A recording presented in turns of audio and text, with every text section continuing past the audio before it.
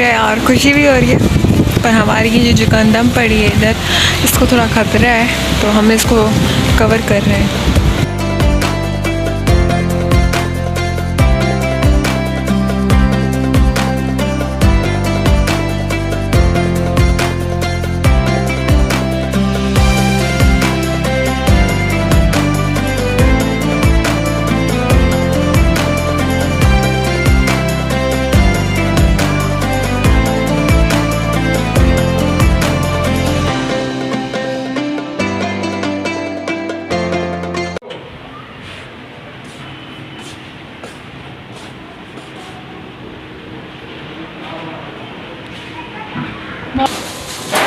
Guys बहुत बुरी हवा चल रही है इस वक्त और हमारी पर प्लेट्स लगी हुई हैं। ऊपर छत पे चले, चलो भाई।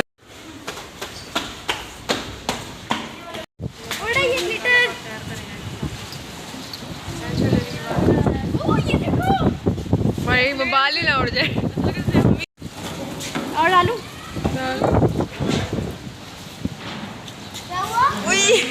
जल्दी इसको बल साइड पे तुम। तो हमारी ये गंदम पड़ी है, उई बहुत तेज़ हवा है। हाँ दो, ये अल्लाह का मौजज़ा है और बड़ी कोई ख़तरनाक सी जो है इस वक्त हवा चल रही है और डर भी लग रहा है और खुशी भी हो रही है, पर हमारी ये जो गंदम पड़ी है इधर, इसको थोड़ा ख़तरा है, तो हम इसको कवर कर रहे हैं। अस्सलाम वालेकुम एवरीवन, कैसे हैं आप सब? उम्मीद करती हूँ सब लोग खैरियत से होंगे। तो आज जो है मैं आपके साथ शेयर करूँगी शब कदर का व्लॉग, और मैं शेयर करूँगी कि हम लोग शब कदर कैसे मनाते हैं और हमारे घर क्या क्या होता है। और मैंने ये बात अपनी दोस्त से सुनी थी कि शब कदर वाले दिन मौसम बहुत अच्छा होता है, और रियली ऐसा ही हुआ। और आप लोगों ने पीछे क्लिप्स में देखा कि कितनी हवाएं चल रही थी और इतना अच्छा लगा मुझे। हाँ, डर इसी बात का था कि हमारी गंदम पड़ी हुई थी, उसको ना कुछ हो जाए, क्योंकि काफ़ी कॉस्टली थी वो, क्योंकि पहले गंदम की वजह से हमारी फसल में हमें नुकसान हुआ था। अब हम अपने घर में नुकसान नहीं चाहते थे, तो हम लोगों ने इसको कवर कर दिया चादरों और रेलियों की मदद से, जितना हमसे हो सकता था। खैर, उधर गैलरी में जहाँ पे मैंने आपको दिखाया गंदम पड़ी थी, उधर पानी आया था आधी बाल्टी के मुताबिक, क्योंकि हवाएं ज़्यादा थी, तो फिर जो पानी के ड्रॉप्स हैं वो इधर उधर हो रहे थे। लेकिन मैंने इन्जॉय बहुत किया। वैसे तो मैं फ़ौरन से किचन में आ गई थी, मैंने बस वो क्लिप शूट की आप लोगों के लिए। मैंने कहा मैं आराम से बैठ के और भी इन्जॉय करूँगी। बाकी मेरे बहन भाई इन्जॉय कर रहे थे, लेकिन मेरे नसीब में ही नहीं था, क्योंकि जब तक मैंने अफ्तारी बनाई तब तक तो मौसम ही डेड हो गया था वो। और आज जो है दूसरा दिन है शब कदर का, जो मैं ये वीडियो वॉइस ओवर कर रही हूँ। लेकिन आज जो है मौसम थोड़ा गर्मी है और बिल्कुल भी हवा नहीं है, हब्स है। तो मतलब फिर भी देखें ना अल्लाह ताला की कुदरत, जिस दिन शब कदर है उसी दिन अल्लाह ताला ने अपना ये मौज़ा दिखाया, तो मुझे देख के बहुत खुशी हुई। खैर, यहाँ पे मैं आपको बता दूँ, मैं बना रही हूँ दही बल्ले, साथ ही आलू वाले पकोड़े। तो आलू वाले पकोड़े जो हैं घर वालों को ज़्यादा अच्छे लगते हैं, तो मैंने कहा आज जो है सिंपली आलू वाले पकोड़े बनाते हैं, साथ ही दही बल्ले बना लेते हैं। तो दही बल्लों का बैटर मैं साथ में बना लिया था। अब ये आलू वालों का बैटर मैं बना रही हूँ, और बस इसको मैं मिक्स कर लूँगी। और रमज़ान तो बस ख़त्म हो गया, पता नहीं कितने रोज़े रह गए हैं, आप लोग कमेंट सेक्शन में बताएं। 2 रह गए, 3 रह गए। कहते हैं जुम्मे को ना ईद नहीं करते, क्योंकि 2 खुद भी होते हैं ना, तो फिर साल भारी हो जाता है। आप लोग बताएं ऐसा है या नहीं है। And I guess last time भी जुम्मे को ईद थी, बट नहीं हुई थी, क्योंकि फिर 2 खुद भी नहीं होते एक दिन पे। तो मेरे ख्याल से इस बार भी जुम्मे को ईद आ रही है, लेकिन नहीं होगी। और यहाँ पे मैंने ये दोनों बैटर बना लिए। अब मैं इनको ढक लूँगी, तब तक मैं जो है ऑयल गरम कर लूँगी, क्योंकि मेरे पास इनको रखने का टाइम बिल्कुल नहीं है। मेरे पास सिर्फ 30 मिनट्स हैं। 30 मिनट्स के अंदर अंदर मुझे जो है इफ़्तार रेडी करनी है, और बस अब मैं इफ़्तार रेडी करूँगी 30 मिनट्स में। देखते हैं मैं क्या क्या रेडी कर पाती हूँ, जितना मुझसे 30 मिनट्स में हो पाएगा मैं करूँगी।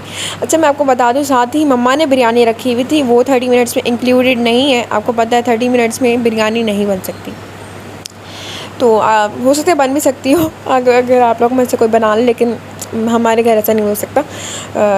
खैर, यहाँ पे मैं बल्ले बना लूँगी, और ये मैं फ़र्स्ट टाइम बना रही हूँ। मैंने पकौड़े बहुत बार बनाए, लेकिन बल्ले जो हैं मैंने कभी नहीं बनाए। और देख सकते हैं आप लोग, अंदाज़ा लगा ही सकते हैं इनकी शेप से कि मैंने बनाए नहीं बनाए। खैर, शेप से क्या होता है, वैसे ये दही में चले जाते हैं, तो फिर शेप तो हाइड हो जाती है इनकी।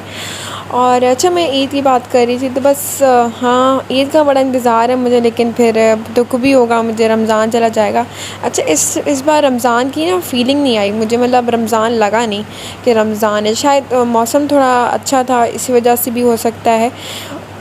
और खैर दूसरा बैच भी मैंने डाल लिया था, तकरीबन 3-4 बैच थे, तो मैंने फ़ौरन से इनको रख लिए और बस इनको भी मैं फ्राई कर लूँगी जल्दी जल्दी। मेरे पास सिर्फ आधा घंटा था, तो आधा 30 मिनट्स इफ्तार चैलेंज।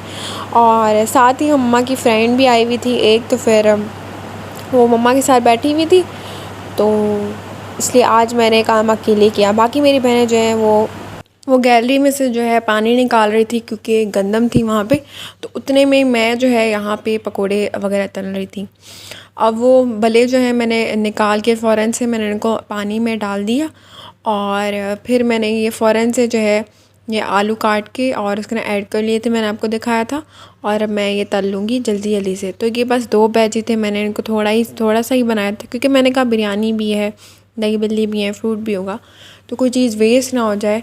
और वैसे ही फिर फ्रिज की रखी हुई चीज़ तो अच्छी भी नहीं लगती। तो बस मैंने इनको फ्राई कर लिया और जल्दी जल्दी मैं सबको फ्राई कर लूँगी। और आप लोग बताएं क्या चल रहा है आप लोग के यहाँ? ईद की आप लोग की शॉपिंग हुई है या नहीं हुई? और मैंने ऑर्डर कराए थे कपड़े ज़ेलबरी से, लेकिन ये है कि उनके पास बीच में ही मेरी कुर्तियाँ जो मैंने मंगाई थी, 3 मंगवाई थी मैंने, तो वो आउट ऑफ स्टॉक हो गई। फिर उन्होंने मेरा कैंसिल कर दिया ऑर्डर। तो उन्होंने कहा कि हमने रिप्लेस कर दिया, जो चीज़ें बची हुई होंगी हम उसके साथ भेज देंगे। तो मैं इत्मीनान में थी, मैंने कहा चलो एक ही कुर्ती आ जाएगी। लेकिन जब कल मैंने जाके वेबसाइट पे चेक किया तो मेरा ऑर्डर ही कैंसिल था और वो नहीं भेज रहे थे। तो फिर मुझे इतना गुस्सा आया, मतलब इंसान ऐसे तो ना करें ना, अगर आप लोग नहीं भेज रहे तो आप लोग डायरेक्टली बता दें, या आपके पास स्टॉक में है ही नहीं तो आप लोग जब हम ऑर्डर करें तभी लिख के दे देना कि स्टॉक में नहीं है। बाद में जब स्टॉक में नहीं होती तो फिर इंसान को परेशानी होती है। आपको पता है ईद है और हमारे यहाँ पे सिर्फ 2 ही ब्रांड्स की शॉप्स हैं, एक ईडन रोप और एक बोनांसा, और वहाँ पे इतने कॉस्टली कपड़े हैं। और चलो कॉस्टली तो ठीक है, बंदा ख़रीद भी ले, लेकिन किसी काम की भी नहीं है मतलब। तो वो इतनी अच्छी कुर्तियाँ थी ज़ेलबरी की, और मतलब 1390 की एक कुर्ती मैं आप लोगों के साथ शेयर करती, इतनी मज़े मज़े की कुर्तियाँ थी। आप लोग वेबसाइट अब तो ख़त्म हो गई हैं खैर, लेकिन हर वीक इनका स्टॉक आता रहता है। लेकिन और फिर अगर मैं अभी ऑर्डर भी करती तब आनी भी नहीं थी, क्योंकि ईद के 18वें के बाद जो है 18 अप्रैल के बाद कोई भी ऑर्डर्स अगर ले रहे थे तो वो कह रहे थे कि ईद के बाद ही डिलीवर होंगे। तो मैंने कहा अब तो कोई फ़ायदा भी नहीं कि मैं मंगाऊँ, बस चलें। मेरे पास ऑलरेडी एक ज़ेलबरी की कुर्ती थी, वो मैंने पहनी भी नहीं थी, लेकिन मेरा दिल था कि मैं वो फ़्रॉक टाइप है ना, लॉन्ग ट्यूनी फ़्रॉक है, लेकिन मेरा था कि मैं कुर्ती पहनूँ। चले खैर कोई बात नहीं, अल्लाह ताला जो होता है बेशक आपकी बेहतरी के लिए होता है। और यहाँ पे देखिए मैं इतनी मैंने बातें कर ली और यहाँ पे दही बड़े रेडी हो गए। तो बस मैंने जल्दी जल्दी से दोनों को एक साथ ही रेडी कर लिया। आपको पता है था मेरे पास इतना टाइम नहीं था, तो आलू मैंने ऐड कर लिए, सॉरी दही में पहले मैंने पानी ऐड किया थोड़ा सा, और फिर मैंने भल्ले ऐड कर लिए, फिर आलू ऐड किए, फिर प्याज, फिर चटनियाँ, ग्रीन चटनी और इमली की चटनी, और फिर ऊपर से जो है मैं इसको चाट मसाले से जो है गार्निश कर दूँगी।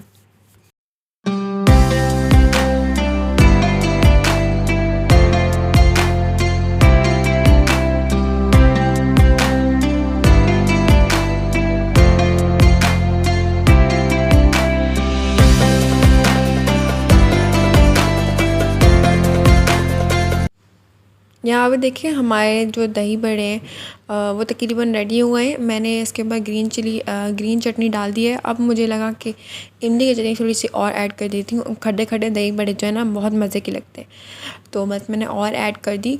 और मिर्ची मैंने कम ही रखी, ग्रीन चटनी इस बार मैंने ऐड कम की है, इसमें भी ज़्यादातर धनिया था, हरी मिर्च थी नहीं, क्योंकि मैं जो है नहीं खा पाती फिर, और वैसे ही इतना स्पाइसी फूड खाना भी नहीं चाहिए। सेकेंडली ये कि हमें वैसे ही प्रॉब्लम होती है अगर हम लोग खा लें फ़ौरन से मुंह में छा लें मतलब।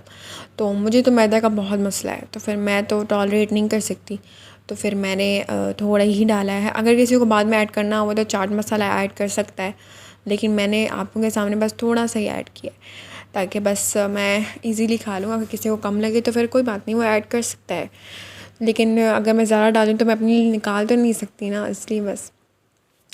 तो बस अब मैं इसको चाट मसाले से जो है गार्निश कर दूँगी। तो अच्छा मुझे बीच में पता चला लेकिन लाइफ विद नताशा कह रही एट नताशा वकास जो है उनका चैनल जो है वो हैक हो गया था। तो सच में मैंने बहुत दुआ की और जब मैंने न्यूज़ सुनी तो मेरा दिन पूरा ही अजीब गुजरा। मैं समझ सकती हूँ एक बार जब मेरी वीडियोज़ और फ़ोटोज़ डिलीट हुई थी तब मुझे पता नहीं क्या हो रहा था, क्योंकि मेरे बचपन की इतना वो था ना, मतलब मेरी मेहनत थी, मतलब मेहनत नहीं कह लें, मतलब आपकी मेमोरीज़ होती हैं इस तरह। तो मुझे बहुत पता नहीं क्या होने लग गया मुझे 1 मिनट के लिए, तो मैं बिल्कुल ही पता नहीं अजीब सी शॉक में चली गई थी और बिल्कुल मेरी सांस ही बंद हो गई। तो मैंने सोचा कि उनके जो 4 साल की जो है मेहनत है और वहाँ से उनका घर चलता है, और इस महंगाई के दौर में पाकिस्तान में रहना आसान बात भी नहीं है, आपको पता है। पैसे के बगैर तो इंसान की कोई वैल्यू नहीं होती, पर जिसके पास पैसा है उसके पास रिस्पेक्ट है। ये बात तो भाई कॉमन है, आप इस चीज़ को समझ सकते हैं। तो फिर बस मुझे बहुत दुख हुआ उनके लिए, और जब उनको मैंने रोते हुए देखा तो सच में अपनी आंखों से आंसू निकल आए थे मेरे। फिर मैंने अल्लाह से बहुत दुआ की, और आप सब ने बहुत दुआ की होगी, आप सब ऑब्वियसली उनको जानते होंगे, ना जाने किसकी दुआ लग गई होगी। तो ऐसे ही हमें एक दूसरे के लिए, पाकिस्तान के लिए दुआ करनी चाहिए, और हर किसी को अपने मुल्क के लिए दुआ करनी चाहिए, क्योंकि मुल्क तो अपना ही है। यहाँ पे देखें हमारी सारी इफ्तार रेडी हो गई 30 मिनट्स में, साथ में फ्रूट चाट भी रेडी थी और बिरयानी में मैंने लगा दी थी। तो बस बहुत मज़े से हमने अपनी शब कदर का ये दिन एंजॉय किया। 30 मिनट्स में इफ्तार चैलेंज आपको मेरा कैसे लगा, आप लोगों ने कमेंट सेक्शन में ज़रूर बताना है। Till then take care and अल्लाह हाफ़िज़।